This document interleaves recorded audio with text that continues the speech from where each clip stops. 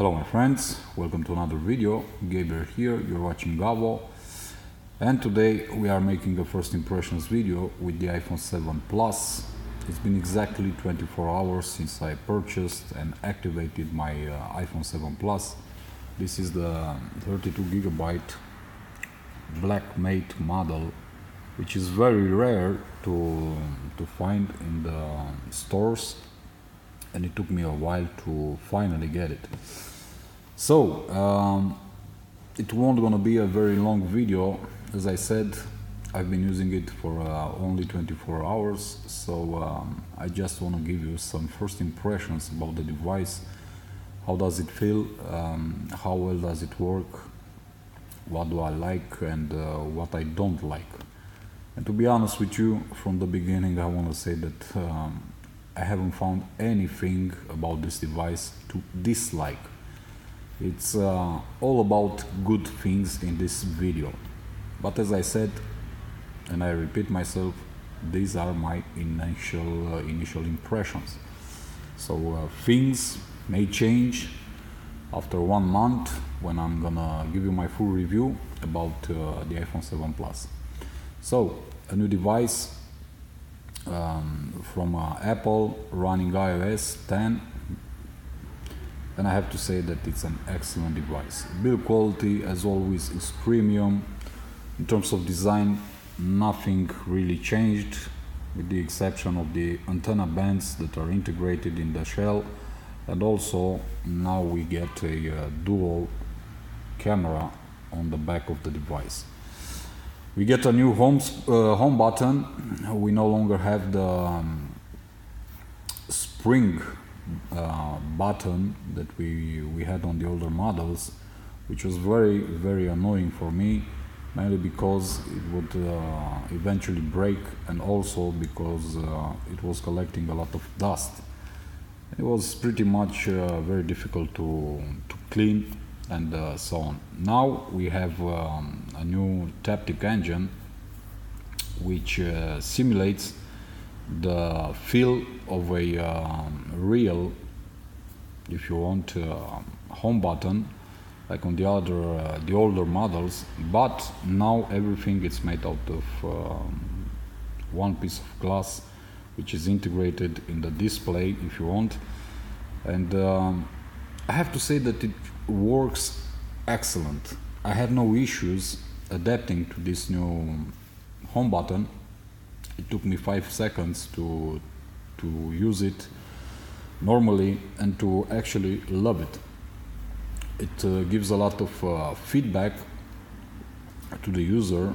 It does simulate the press of a real home button, but I have to congratulate Apple for this solution they provided with the iPhone 7, the 7 Plus. Also, the display remains the same. It's still a 5.5-inch display with the same 1080p resolution, but the technology has changed somewhat. Now it features more vivid colors, better contrast, and finally that yellowish tint that I had with the iPhone 6s or 6s Plus is gone, and now the display looks absolutely amazing. Also, the color gamut is wider, and I have to say that it looks fantastic. Although the resolution is only 1080p, I have no issues watching media, taking photos, and watching them afterwards on this display. It's simply very good, and I have no issues with the display.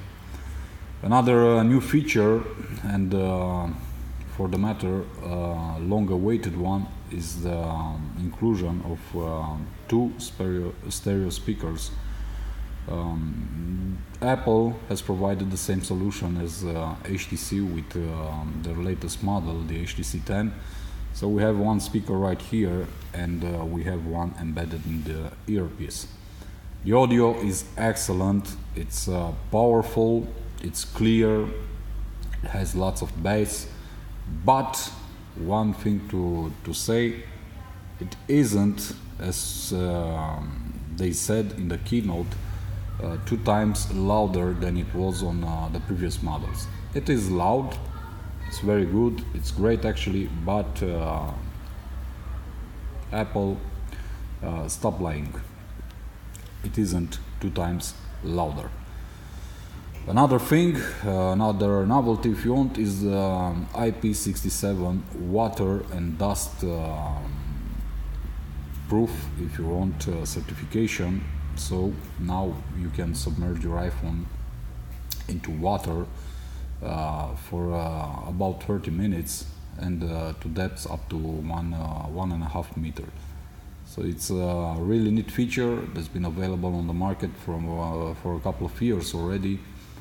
First implemented by Sony, and finally Apple catch up and finally delivered the IP67 certification.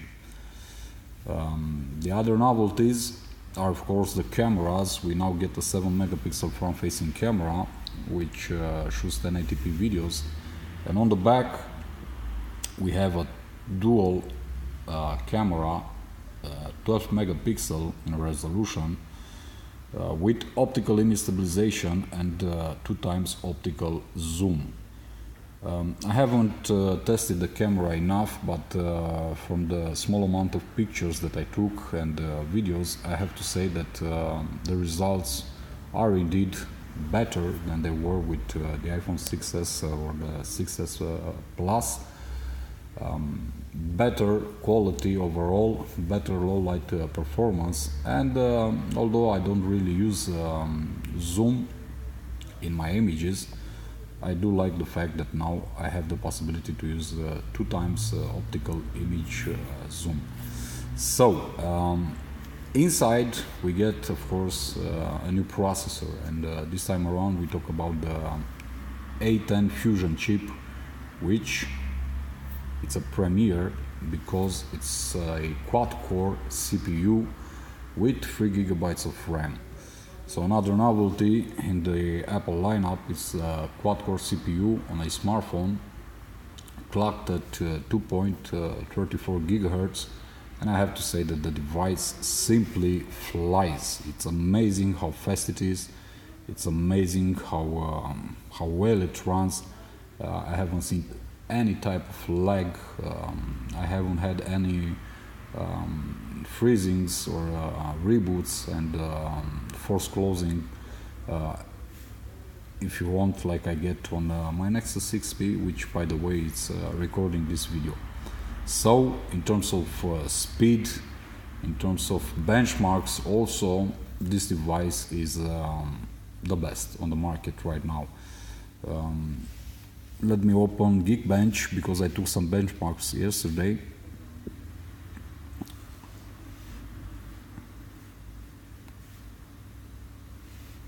And as you can see, these are the results that I got in Geekbench. This device is a monster in terms of performance and especially in terms of synthetic benchmarks. And this is my result with Antutu, so you be the judge of what this device is capable of. The battery inside also got bigger.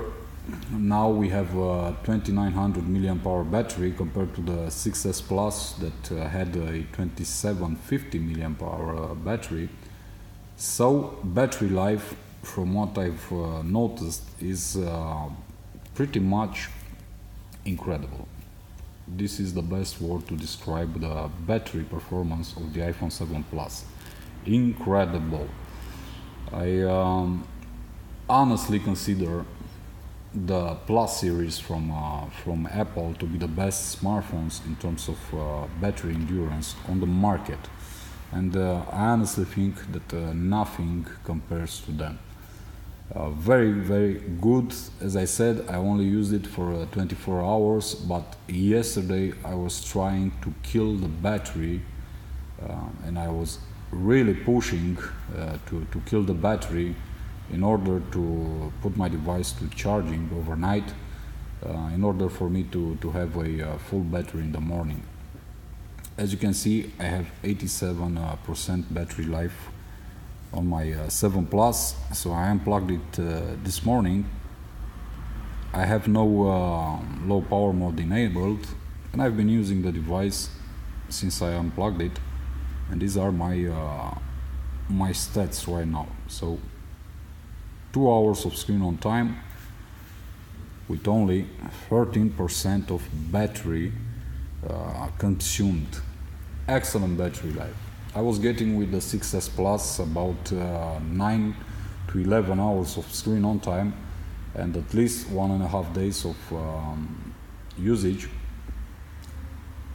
I'm honestly believing that I'm gonna get the same, at least the same results with the 7 Plus. I'm gonna test it further and I'm gonna let you know how my battery life on the iPhone 7 Plus. This pretty much does it for this video, guys. After 24 hours, I have to say that I'm honestly impressed with this device. It's excellent in every aspect. Great performance, great CPU, great battery, great display, great audio quality, and even great cameras, although I haven't tested them to their full power. One thing to say is that I've seen a lot of videos on YouTube made by others complaining about the so-called hissing. I have no issues. I honestly don't have any issues with hissing. So for me, at least in my case, there is no hiss gate, if you want, and everything runs smooth. No overheating, no connectivity issues. Audio quality when placing phone calls is excellent on both ends. So after 24 hours, I have no issue with the iPhone 7 Plus, except for the price. That's always a big issue with Apple products. Still, an excellent device. I'm gonna use it for at least 1 month, and then I'm gonna give you my full review about what I can honestly say right now on the market is the best smartphone. I've used the 6S Plus in the past. You already know this if you are subscribed to my channel, and that was the device that made me to make the switch from Android to iOS.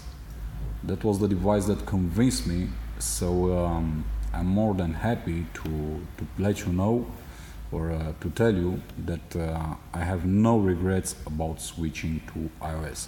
I do have my Nexus 6P, which is an amazing device, but for the things that I do, for the things that I use, and for the things that I need, I consider the iPhone 7 Plus to be the better device.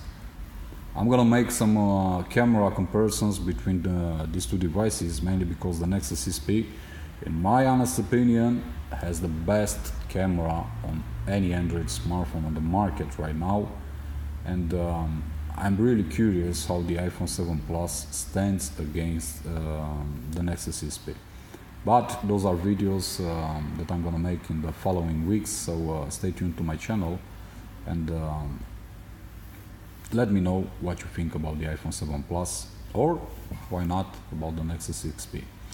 Which do you consider to be the better device? Which one do you think gives more user satisfaction?